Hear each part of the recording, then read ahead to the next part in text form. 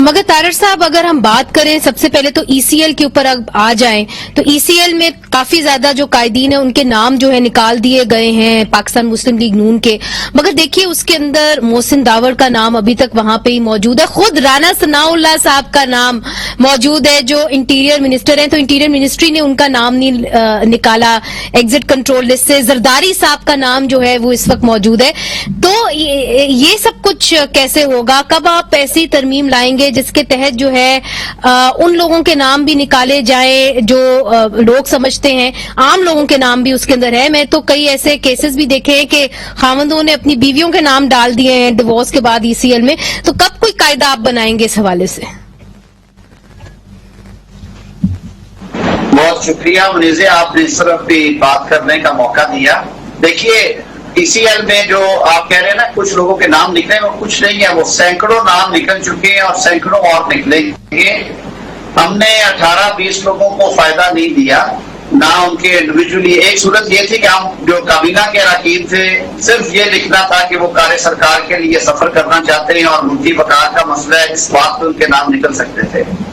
लेकिन sub committee जो मुझे तफवीज की गई और मुझे ये टास्क दिया गया, हमने वो केसेस जिनकी कैटेगरी मेन एक्ट से मुतसादम नहीं होती उसमें हमने अपर कैपिंग जो है वो 4 महीने की करके रूल अमेंड किया और उसकी वजह से जो 5000 एक्टिव केस था ECL में उसमें से कमो बेश 3500 लोगों को उसका फायदा पहुंचा है और उनमें से सैकड़ों लोग अभी तक निकल चुके हैं और ये स्क्रीनिंग का प्रोसेस जारी है।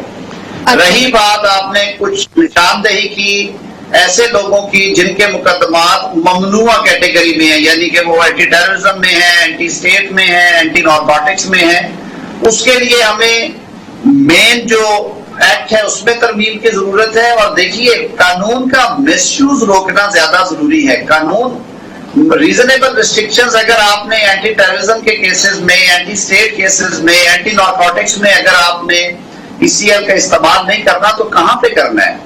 और ये इमरजेंट सिचुएशंस में होता है। असल तो बात ये है कि ये कवानीन मिसयूज ना हो सियासी मकासद के लिए, जो कि माजी में आपने दुरुस्त फरमाया मिसयूज के हवाले से। मगर देखिए कुछ ऐसे कवानीन हैं जो खुद रियासत जो है उसके अंदर लगाती है कुछ लोगों के ऊपर। फॉर एग्जाम्पल जो आपके अपने कॉलीग हैं अली वजीर, जिन्होंने आपकी हुकूमत को तश्कील देने में एक वोट भी दिया, तो उनके ऊपर इस वक्त बगावत का मुकदमा जो है वो कायम है, वो हिरासत में है।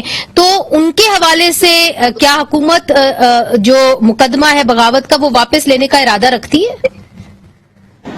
मुनीज़े, मैं तो जाती तौर पे समझता हूं कि 124A मौजूदा शक्ल में कॉलोनियल लॉ जो है उसकी कंटिन्यूएशन है और इस पे मैंने खुद सजेस्ट किया है कि एक रिव्यू कमेटी जो है वो बैठे और PPC में ऐसे कवानीन जो कि अंग्रेज दौर में अवामी राय आमा को दबाने के लिए बनाए गए थे, हम उनको रिव्यू करें। जो पीका में मॉडर्न जो कॉलोनियलिज्म था हमारे यहाँ जो पिछले सालों में हमें नजर आया, उस हुकूमत ने जो कवानीन बनाए जिससे आपके बुनियादी आईनी हकूक जो हैं वो सलब होते हैं या उन पे किसी तरह से किसी किस्म की कदगन लगती है, उन सारों को रिव्यू करने के लिए इंशाअल्लाह अज़ीज हमने काम शुरू कर दिया है।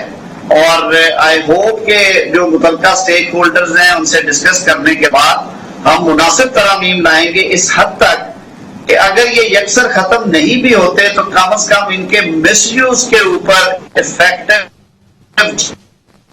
लगा